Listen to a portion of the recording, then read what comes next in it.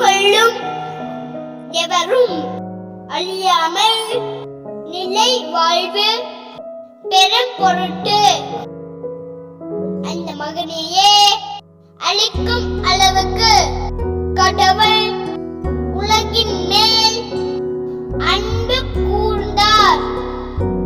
தூய யோவான் எழுதிய பரிசுத்த நற்செய்தி 3வது அதிகாரம் 16வது இறைத்திருவசனம்.